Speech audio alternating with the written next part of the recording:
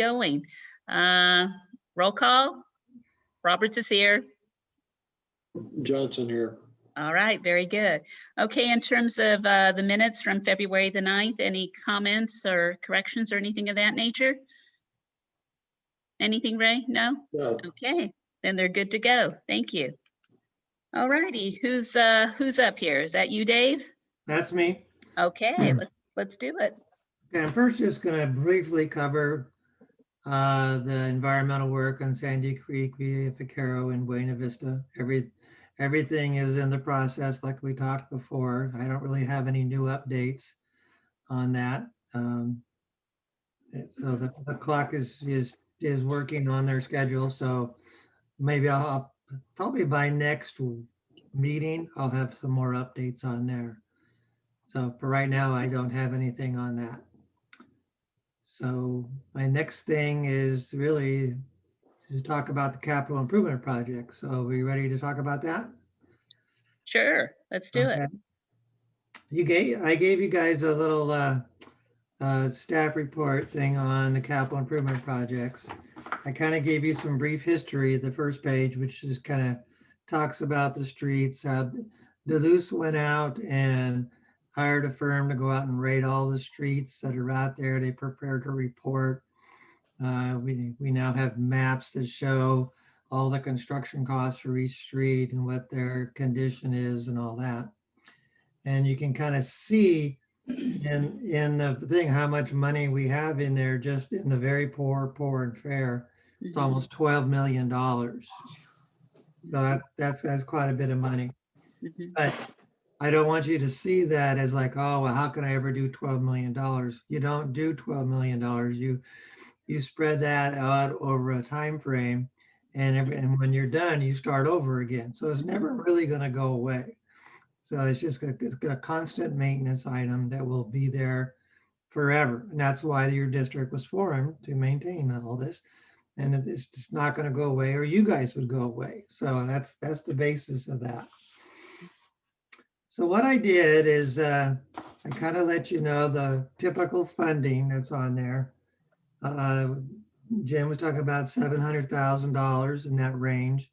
And I wanted you to see typically on the 700,000, how much money that goes into the primary streets and then zone 1 through 5. So there's a table in there that shows that.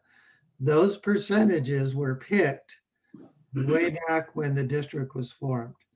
And I don't really have any basis for why it was picked that way. And I don't think Jim or anybody else does either, because no one was around back then. But that's their percentages. It's probably had to do with the amount of roads that were in each zone and how much each group was willing to pay or something. But it was set up in their initial stages. So what I'm presenting you with is 3 options. And the first option is some road projects. And these were road projects that were started back in 2016 that we did the projects phase 1 through 3 already. The district did, and then they stopped because we had the floods, the first flood, and then the second flood and all that. So, but they had a plan back then to go through and carry out and finish via Vaquero Road. And there's the limits that come up to about $700,000. That road is it's got cracks in it. It's got a lot of potholes in it, a lot of utility cuts and stuff, and is rated as a very poor street in your area and needs to be grinded and overlaid. And there's other sections in that road that would need to be done. So the plus is you're taking care of a street that was designated as something to do a few years ago and to finish up that phase. The minus to that is everything would come out of the preliminary roads. So you'd only see one of the sections, of the zones plus primary of getting used that money. They have that money in that zone, and there'd still be some money left over on that. But all your work would be in one street. It actually, with the Another plus would be that the contractor would be working in one area. You know, he wouldn't be scattered all over the place like we did on the slurry seal or the storm drain projects we did the year before. One area, it would go relatively quickly, grind and overlay, and then they would restripe the streets and all that. So that's project one. Project two is the Buena Vista culvert repair. Jessica, did you get the PowerPoint I sent you? Huh? Could you bring that up for me? And while she's bringing that up, I just kind of wanted to show you guys what it was, just in case in there. So this is as you're approaching the big hole in the ground, and you can see that crack in the street out there. The last several storms, it's weakening the banks, and so more and more of the roadway is collapsing. Used to be about 20 feet across, and now it's about 40 feet across. So I mean, it's every year if we have a big storm, it's going to grow. I really wouldn't go out and stand beyond that crack, you know, because who knows what's underneath it. Can you go to the next picture?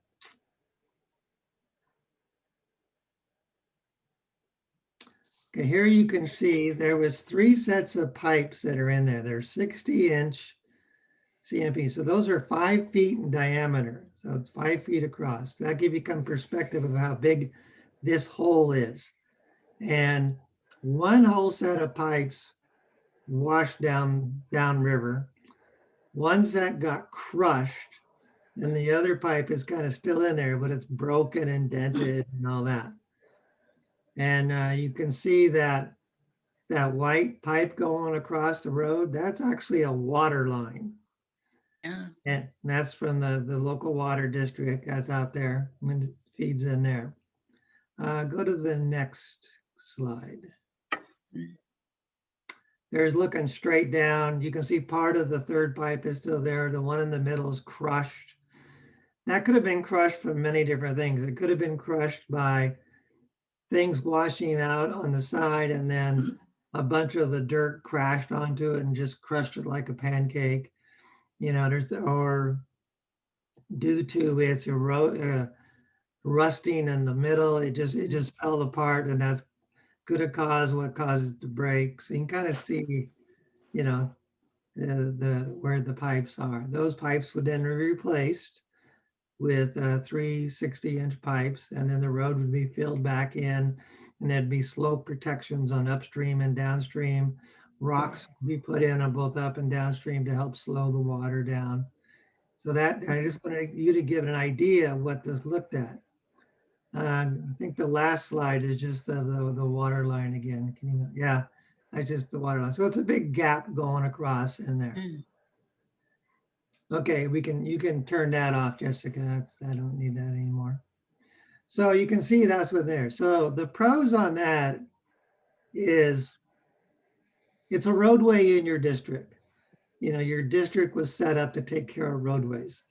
That roadway has a gap in it, and the people can't drive on it. Some of the negatives on that is there's less than 20 people that use that road.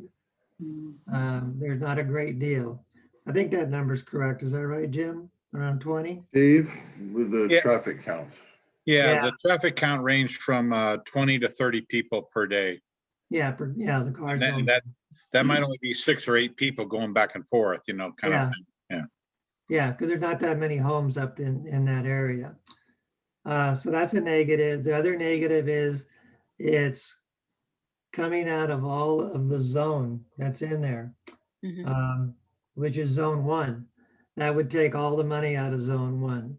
And if something other happened to zone 1, they would have to, well, the board would have to discuss, do they borrow money from the other zones? Do they borrow money from a, you know, whatever, to get something done if something major happened to it again. So that's kind of a negative. They'd be spending all their money. So We need to verify that, say by the board meeting, I think Teresa came up with some additional funding there in zone one. Oh, did she? Okay, Just so you know, because I forgot to mention that to you. okay, Yeah, it's gonna wipe it out, but we believe it's not quite as bad as we thought. And we need to talk to Teresa in more detail about that. okay. So when she comes back, we'll do But that. it's still a major hit to the result. Yeah, it's a major hit, and so it kind of goes in there. So again, the pluses, it's finishing up a roadway that the district is responsible for. It's kind of a safety hazard out there if anybody wanders too close to it. And the negatives are it serves a small amount of people and it uses up a lot of their money. So that just kind of gives you an idea of that project. The third project is what we did like in the slurry seal and the striping that we just did is we spent the money in and spread it out to each zone per the percentage that we talked about. And then I picked projects that you can see in there for each zone, spending that money that totaled about $700,000. And for the primary, I picked part of the Via Picaros that we talked about in the first project. I picked part of that. It's not the whole thing that was in there, just part of it for that. I used up, 343,000 because the primary roads get 49% of the money. So it's a big chunk of it goes to the primary because that's where all the cars are and what gets used the most. And then I picked other things in zone 1, 2, 3, 4, and 5. You can see those that match. I picked all the streets that were actually in bad shape. They're in the very poor section, so we can kind of clean those up. For this project as an example, this would spread the construction costs. The construction would be spread out over 6 areas, just like before. The contractor's kind of all over the place. It's not as clean, but we're spending money in each zone. Each zone has the money. It wouldn't be a hit to any one zone, and it would clean up sections of the roads that are in poor shape. Some of these zones, the road that we'd be cleaning up also though has very small traffic in it. Some of them have down to like 7 cars per day, but it's a short reach and it served, but the road is falling apart. Again, the obligation of the district is to try and maintain roads.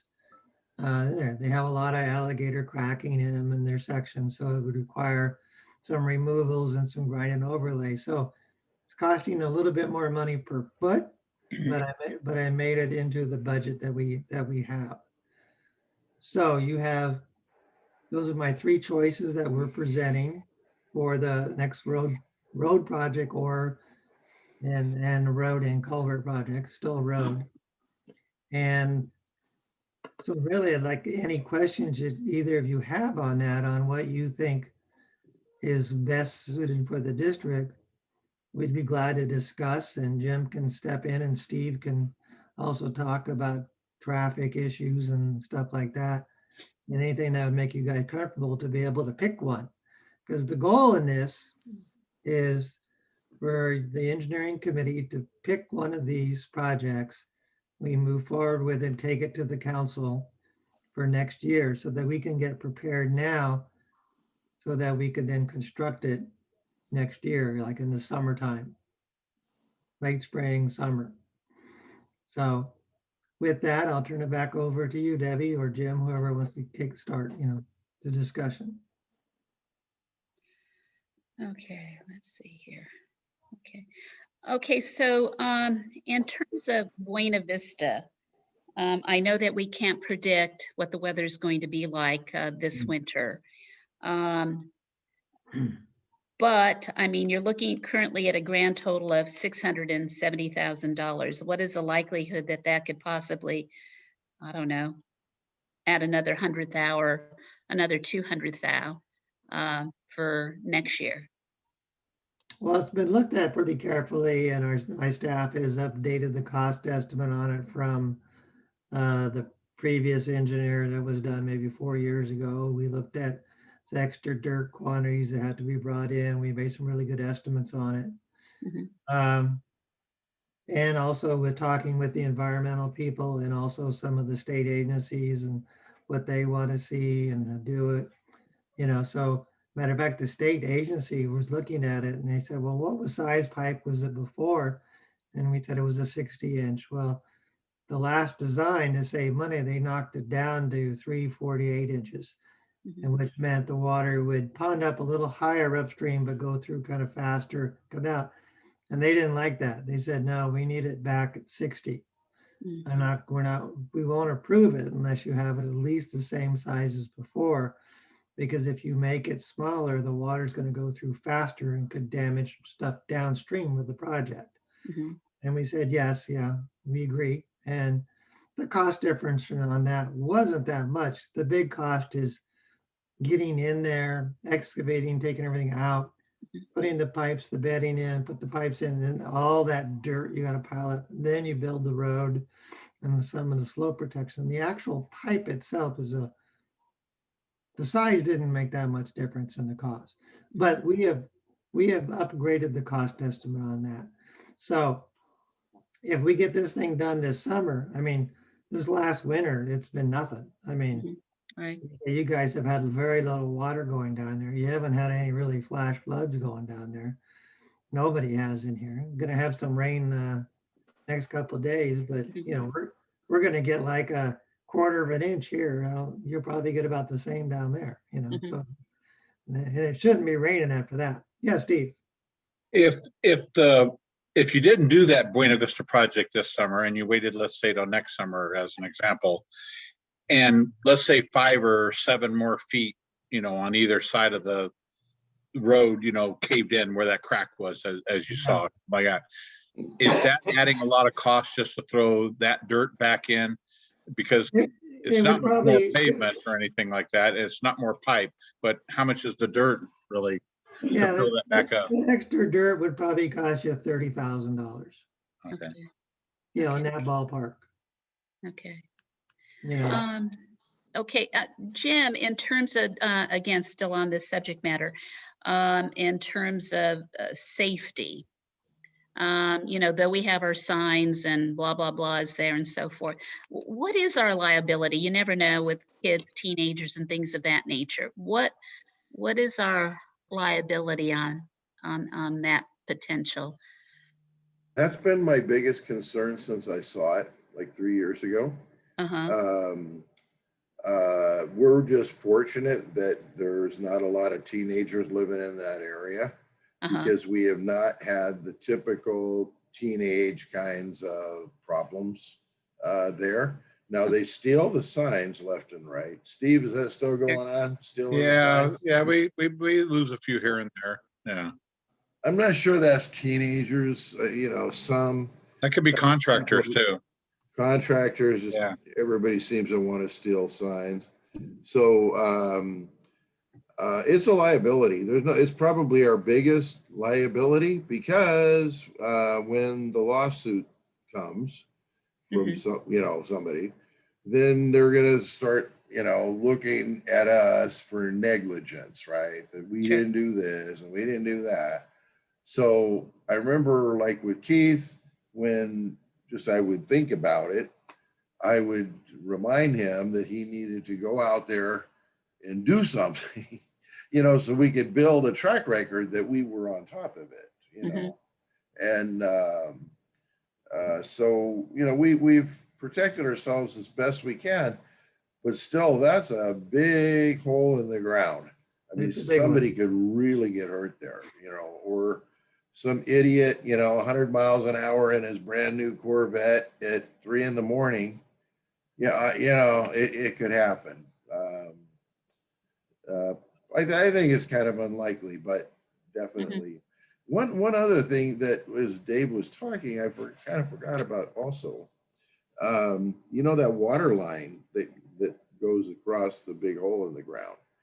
Um, that the water district rerouted that line, Yeah. but it has created and I don't know water very much, but it's created a situation where there's service, and we're talking maybe 10 at best, but 10 property owners are impacted by the rerouting by the water district. It is not as good as the service that they had before. The water district from day one has been monitoring us because they can't do anything with their line until we do something with our road and the pipes. But they would really like to see that get completed so that they can put their water line back and get the service back where it's at. So speaking for them, that's, I think what they would say to you is, we would really like that fixed. So. Yeah, the water lines are they try and keep everything in loops throughout the whole network. Yes. So everything is tied in. It helps with their pressure. It helps with their flow. If you have a fire at one place, it wants to take water from two places coming into it. And by this piece being out of commission, it kind of slows that down and makes them concerned. So, if we have fire up in there, potentially they could say, hey, well, we had this line and we could have saved this property or something like that. Yeah. And So Jim's that's right. another risk. Okay, Yeah. yeah. And Jim's right, because and Steve can contest to this. I mean, we've had projects that we designed and under construction, and someone comes by on a motorcycle and he's drunk doing 100 miles an hour, kills himself, and they sue everybody, even though the guy was an idiot doing stuff. It happens all the time. So some guy with a big pickup truck that could plow through our K rails out there and stuff. So that's an issue you just need to be aware of. If we come up with, say, we're not going to do anything, we would have to modify that roadway out there and make it a really solid cul-de-sac and put new signs up there about, dead end road and, all kinds of stuff on there, and try and make it more bulletproof that some guy can't just go flying through it. Okay.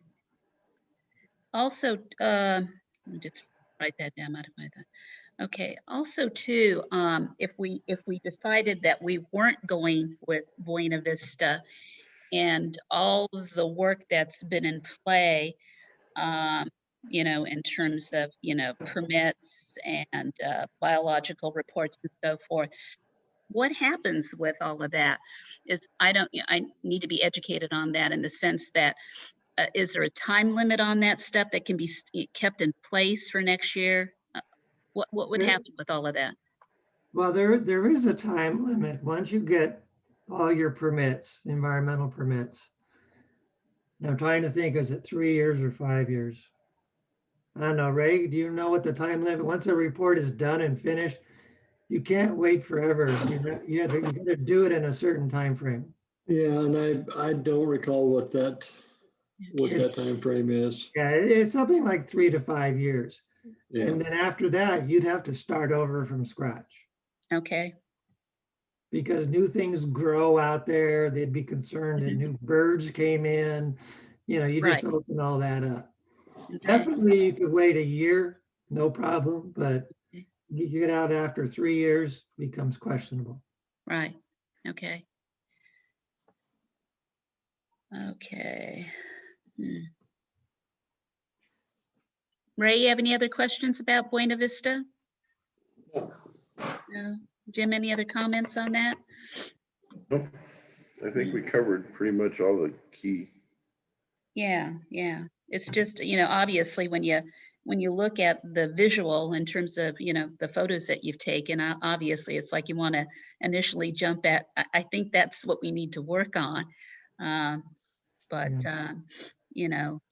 then not knowing the variables about the weather and about crazy people their traffic going through there. It's all the possibility. It could be a possibility, but we certainly seems as though that we've had a great deal of luck over the years that none of that has really happened. But, you know, Right, but yeah. that's the big question. It's like, how much more luck are we gonna have with this, you know? True, that's true. Yeah, how much more Yeah. luck?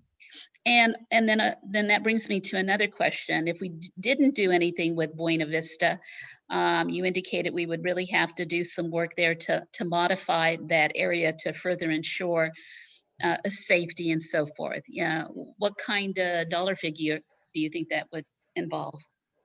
You're probably talking in the $30,000 to $50,000 when you're all said and done, to try and really make it bulletproof. I don't know, Steve, you have any ideas on that?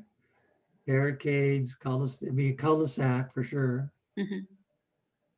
I mean, we own the concrete barricades and everything like that, so if we wanted to arrange those in some sort of a cul-de-sac fashion, but trying to clear out a little bit on the property to make a turnaround is the hardest part, you know, Yeah, that's true. because So we have it's a narrow road.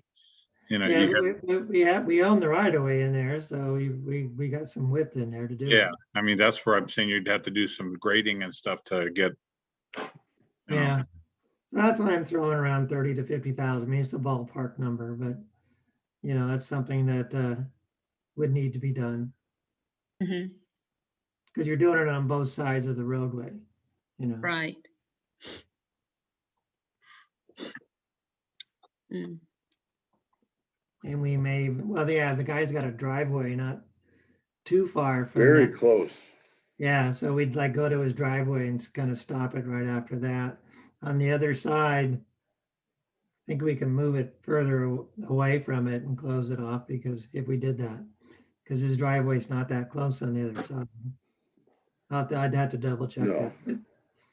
But you know, you got a couple options. Mhm. Okay.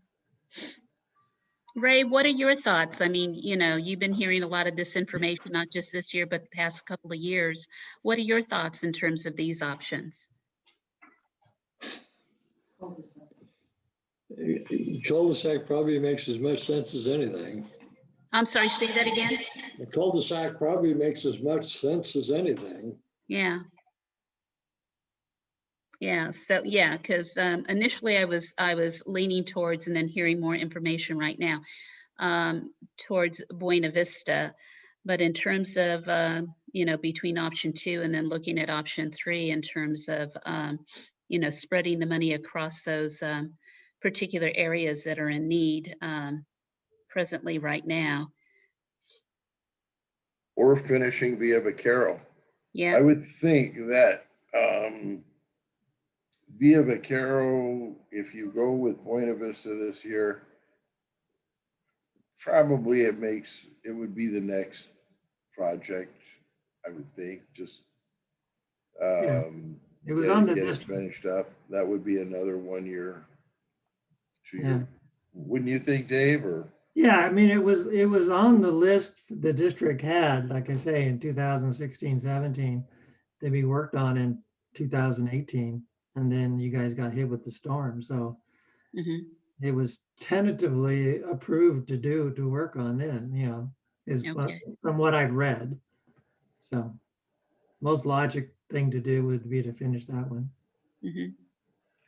if And if then, we, excuse me, I'm sorry.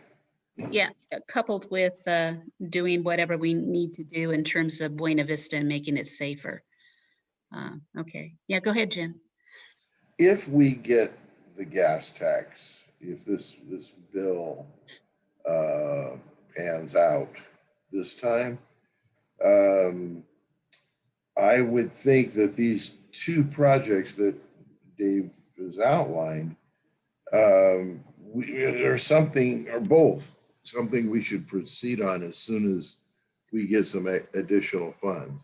And the success with that bill will give us, I'm crossing my fingers here, a pretty significant amount of funds for roadway rehab, just roadway rehab. So I would think that whoever, whether it's Buena Vista or any one of these three, they're going to need to get done fairly soon for various reasons, you know, the reasons we've discussed. Mhm. So now it's just a question of which one you want to do right away. Mhm. And I think this hazard thing probably makes Buena Vista be number one. The other two are not eminent hazards. No. They're engineering, you know, I mean, the roads aren't gonna get any better. Those alligator cracks are gonna keep cracking. Um, but nobody's gonna fall into the alligator crack. No.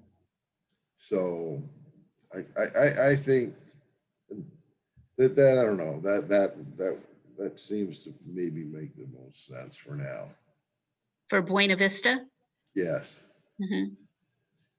Rather than cul-de-sacking. If it, cul-de-sacking is going to compound our problem with the liability. Mhm. As far as somebody actually hurting themselves down in that 40-foot, Mhm. that 40-foot Mhm. trench, or whatever you call it. The cul-de-sacs, I got to make that go away. Yeah, that'll still be a problem. You try And to, then Right. they're going to say, those trial lawyers are going to say, well, why did you do a cul-de-sac? You know, it makes the most sense. And it's the simplest, easiest, quickest, but it still doesn't solve the problem. You're right, because you're gonna say by doing the cul-de-sac effect, you knew how dangerous it, the potential for Exactly. danger. Yeah, yeah. Yeah, I hear you on that. Okay. Yeah. And the trial lawyer knows exactly why you put cul-de-sac there. Right, yeah, It makes right, sense. exactly. But they're going to use it to their advantage to pick up another couple mil. Yeah, yeah. Well, would definitely like to make a decision. So, I'm still leaning towards myself, Buena Vista. Myself. Need to hear more here, Ray, Jim. I heard you. You're thinking Buena Vista. I'm thinking that's your answer.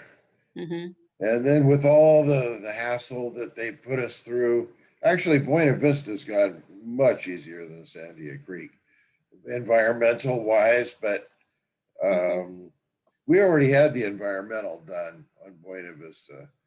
And Yeah. even though maybe we can go 3 years, that's not what they told us 2 years ago. You know, they said that the environmental assessment needed to be redone. And then we spent another $100,000, you know. yeah, So Okay. I'm a little reluctant to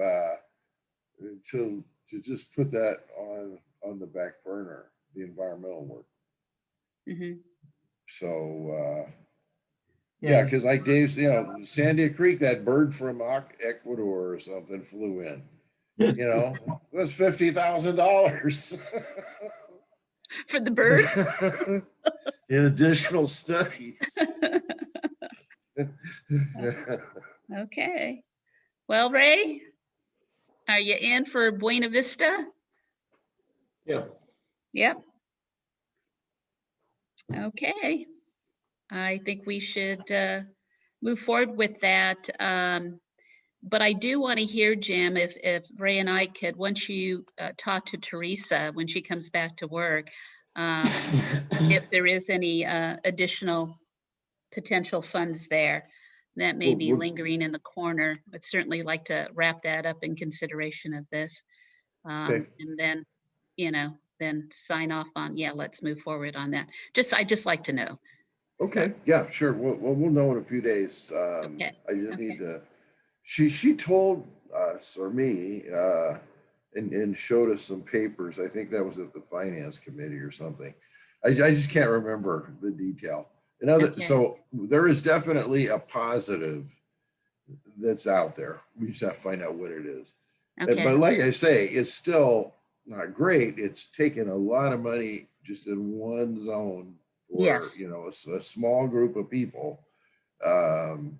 But it is what it is. And then there's this other, I believe they set aside some funds in the past when it happened or something. And then she reminded us, oh, by the way, there's already an appropriation that was made at one time. That's what I seem to remember. Okay. So, so it won't hurt as bad, but Mhm. as far as the mechanics of this, the committee generally noodles through these once a year, which you have just completed, to make a recommendation to the entire board as to how we spend our capital money this year. And now it appears that the committee is ready to recommend Buena Vista. I'm working with Jessica as we speak on the board agenda for next month. The process is basically the board has to go through this process, as you just did, Mhm. so that you get 3 votes out of 5 to put up the money. And so the first step is, yes, that the board would say, yes, this is the project we want to do this year.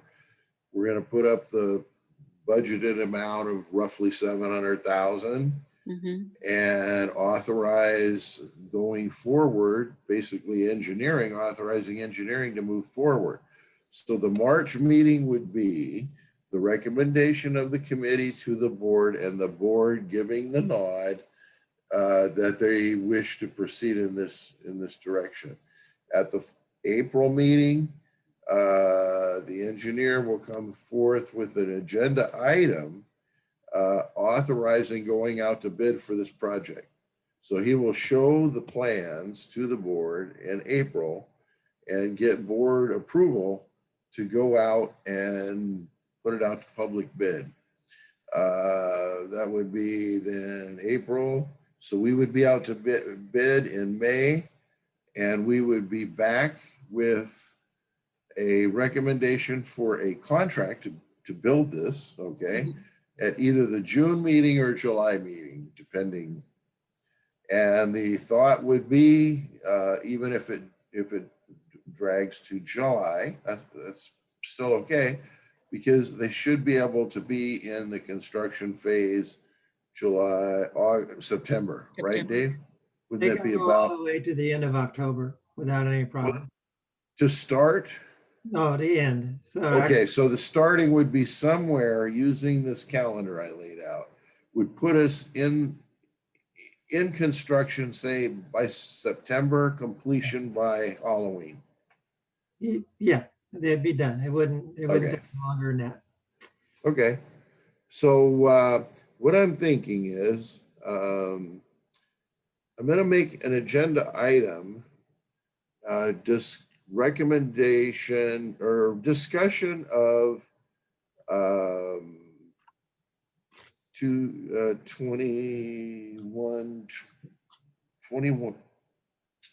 2021 capital improvement project, Buena Vista. And perhaps we can make it a Dave item. Okay, but let's begin when Marianne calls the item, it'll say Mr. Hunt, okay? It'll be its own item, not engineering committee, okay? Mhm. Because we're not telling the public or other board members what, we've got to give them a little notice. What are we talking about here tonight, okay? In Mhm. the past, we've just put it in the committee, and I'm not sure that's really legal. So let's give it its own item. She can call Mr. Hunt. Mr. Hunt, why don't you indicate that this matter was thoroughly discussed a week before at the engineering committee meeting, and let's move forward a bit and ask the chair of the engineering committee to introduce this item. And Mhm. perhaps Debbie, you've already, your script is written, you've already used it. Just kind of advise the board where we're at, what you've looked at, what some of the issues and considerations were. And then at that point, just turn it over and ask Dave to finish it. And then Dave, you can put in all the technical stuff, maybe give your slideshow, show, what this is going to be, where the pipes are, how big they are, blah, blah, blah, blah. Yeah, and we'll have a rendering of what the future project will look like. They'll give them Okay. that, Cool. the road in and the pipes coming in, so we'll have a little artist rendering of that. by Okay, that- by that. Okay. And then when you two have finished your presentation, the board's got everything they need to make a decision. okay, And then maybe we'll get a motion, a second, to proceed or not proceed, whatever. And then off we go. okay, And then when you come to the engineering report, you can say, oh, I've already reported the big item for the meeting, but here's with the remainder, something like that. If that works for you, Debbie. sure, sounds good. Okay. All right, sounds good. So you two have you guys have the road show next Wednesday night then. Sounds good. Well, maybe what we can do is the three of us too before, or the four of us, if Ray has the time also to Ray. do it, is just to get together in terms of a day or two before, maybe Monday. Okay. So that we have our ducks all in order. We know exactly what we want to present and we didn't miss anything. So, Perfect. Jim, if you can look at your calendar, Ray, I think Mm. probably, I don't know if Dave, if you would be ready by Monday. That way, if anything else comes up or some other consideration, it gives Dave enough time to make his adjustments. And on that Tuesday, we're ready to roll for Wednesday. Tell me when. Monday, same time, 5 o'clock. Sure. Is that Works. good? Yeah, that's fine. Ray, would you be available on Monday at 5? Yeah. Okay, cool. Okay, so Jessica, we're going to be continuing this meeting Okay. to 5 p.m. Monday for the purpose of finalizing the presentation to the board on the Buena Vista project. Mhm. Okay. And so the minutes just need to reflect that. You don't necessarily have to post it, but. Right. Okay. Okay, great. Thank you.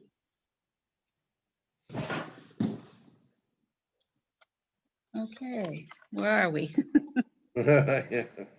Notes. Okay. Okay, I guess we're going to move on to traffic issues. Dave, good. I know, Steve. Mm. All right, we have a little presentation. Okay.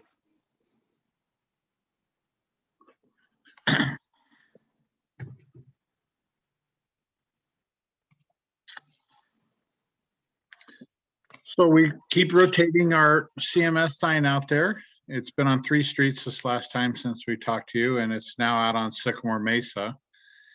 We have other streets that are scheduled to come up, just to kind of keep it going around on the major streets and keep encouraging people to slow and watch their speeds. So seems to be effective. We had new guardrail put in on Rancho California Road by the county. This is at the overlook area there.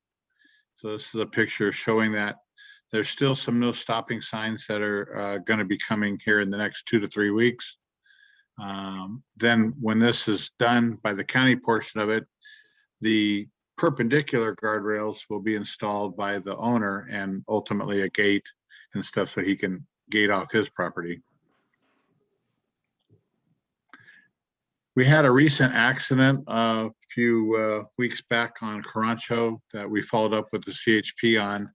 It was west of Los Gatos, and it involved a driver that crossed over the center line for taking the curve too fast. We evaluated it this last week for advisory speed signs. It does come out to about a 30-mile-an-hour advisory speed. So we're going to go ahead and order up a couple of signs to put that up for the future.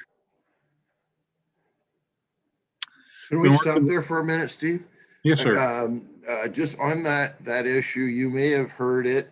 I've had a couple residents, because of all the problems with Los Gatos, that's kind of a pain in the neck street. The word got out in the community, I think through neighbors, that was like a T-bone kind of a accident at that intersection. A few days later, when I heard about it, I gave it to Steve, said, find out what's going on there. In fact, there were some comments that we needed a 4-way stop there. so that this accident wouldn't have happened.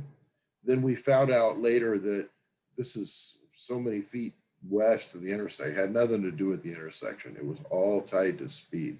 Anyway, I just point that out to the board members here, committee members, that you might pick that up because I think it got on neighbors.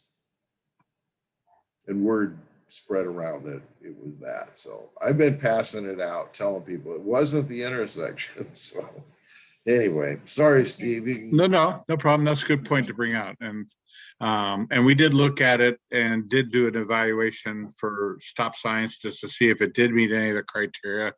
And the answer is no, it doesn't meet any criteria at all.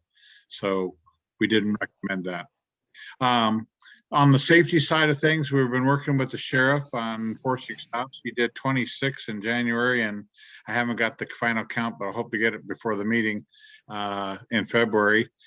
We've also put some red curb up on Gatillo. That's a cul-de-sac that gets a lot of vandalism, and the vandals keep taking our no parking, no stopping signs away so that they can party up there. So we'll see how they do with the red curb now.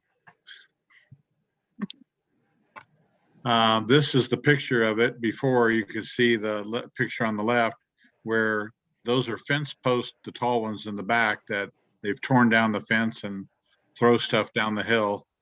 And then the little post in the middle is where our no stopping signs used to be. And that's one of 2 or 3 that used to be there, and they're all gone. So now we have on the right, we put in red curbing. So Gosh. anyway, that's the traffic portion. I'll answer any questions if you have any. I'm good. Okay. On the maintenance side of things, go one more, Jess. We're sending out letters to homeowners to bring their trees and growth and stuff in compliance, and we've gotten really good response from everybody. They've been very, very good about this. So we're getting a lot of these private trees that have been planted, getting them cut back and restoring the shoulders and the height. This is one of the ones, as an example, where it's hanging over the road and needs to go up 14, 15 feet so cars can go underneath it, you know, stuff. So we're working on illegal dumping, and we're working with the sheriff to, this is an example of one of the locations that's constantly getting trash dumped in it, and we're spending a lot of hours picking this stuff back up. So we got a camera going up. We went out and checked 223 of the drains to see if they've accumulated any new weeds or silt or anything else over the last 4 or 5 months since we cleaned them back in October. And I call it the rainy season. We'll address these as the rainy season starts winding down. The good news is it's been rather dry most of this year. The rains that we did have weren't too heavy, so the drains are in pretty good shape. We repurposed one of our trailers so that we could get rid of the welding equipment that was on it, and now we can use it for loading up other specialized equipment and hauling stuff out to sites, as well as the materials that we need. And then we have a new idea that we came up with back in December, and we implemented it January 1st, and that was to build a custom public works app, which would allow us to track all the work that our guys do. You can see the little map on the right as just an example, would show you these are all the locations that they may have worked on in that month or something like that. And you can zoom in on the locations then, and then find out exactly what the work is done and see pictures of it, etc. It's real simple to use. You just call up that location, and it gives you all the information that's at that dot of what the history has been there and everything else like that. This is an example of the menu. It's a drop-down menu. So you just enter in what kind of work you're doing. If you're doing some tree trimming or you're doing some trash removal or whatever it is, sign maintenance, just select it and go. Then you save the data and you save any pictures and stuff into the tablet. We bought each of the field workers a tablet to input all this in. So we're capturing everything. So it goes directly into the file. So we don't have to bring it back now and give it to Jessica or anybody to say, okay, now download all these pictures and type in all these notes we made and everything like that. It's all just done right here on the computer in the field by the guys.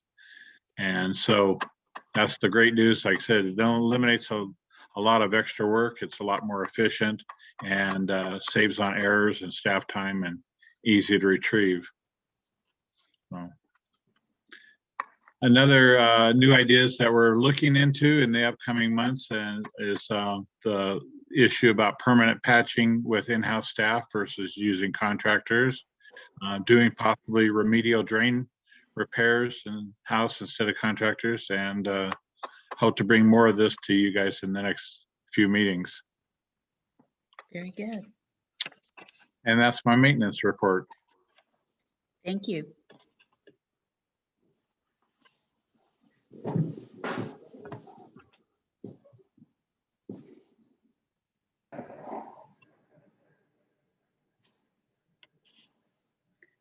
Okay.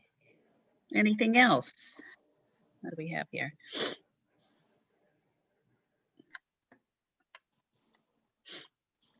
Does that wrap it up, Jim? I have one item not on the agenda. No, if we're fine. Yeah, I think we're done. Okay, well, I just wanted to give you an update. I just got some information from the Fallbrook people on their gate situation. So they just sent me up, I just told them, just send me little notices about what's going on. So what's happened is that the San Diego County has conditionally approved their request for a traffic control gate. However, there is a change. They have set a list of mandatory conditions which they're going to have to comply with, and they're waiting for some more information on what those conditions are going to be. One, they do know. The county has evaluated all of the public input and safety concerns, and so the emphasis is going to be on safety concerns. If you recall, originally some time ago, that road committee wanted to have 2 gates. And the county said no and gave all the reasons why. And in fact, they even discussed that in some of the Zoom meetings that was held with the public, because people were asking, well, we thought it was 2 gates, but the county said no for whatever reasons they had listed there. Well, that's changed.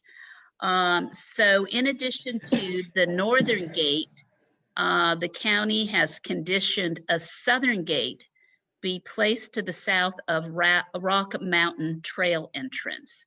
And the second gate is going to address the safety concerns that they cited earlier.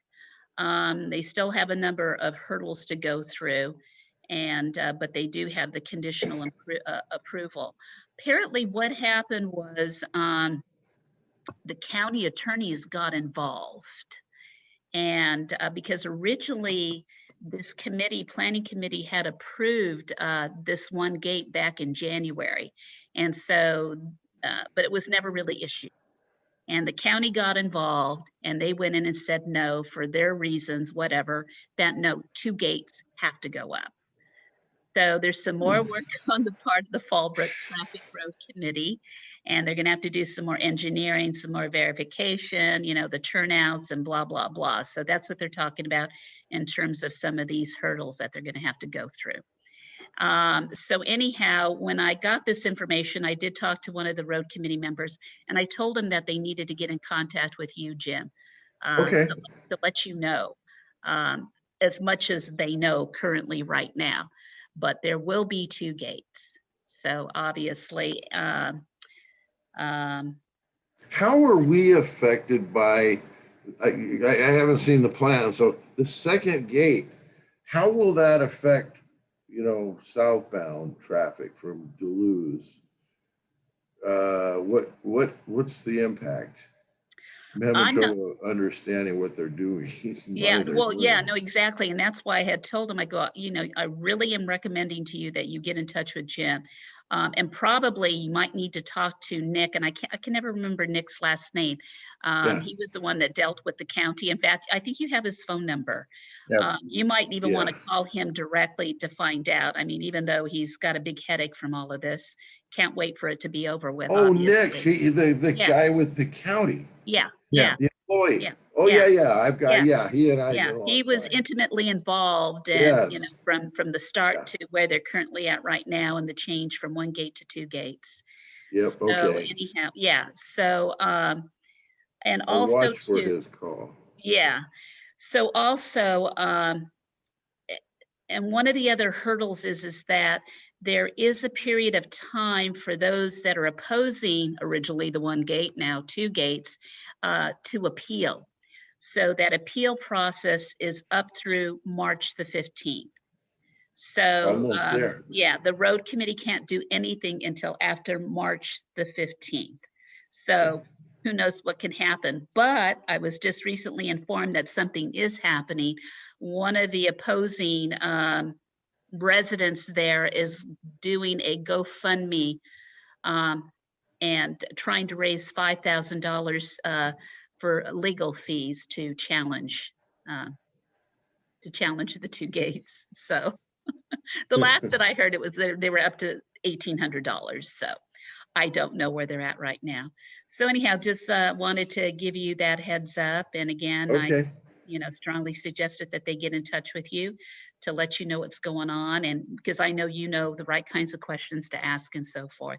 I Yeah. don't know about this one, 2 gates, but Well, maybe like, Nick yeah. can shed some light on this. I know, like I said, originally, that's what they wanted. And that's what they wanted previously in past years when they started to talk about this.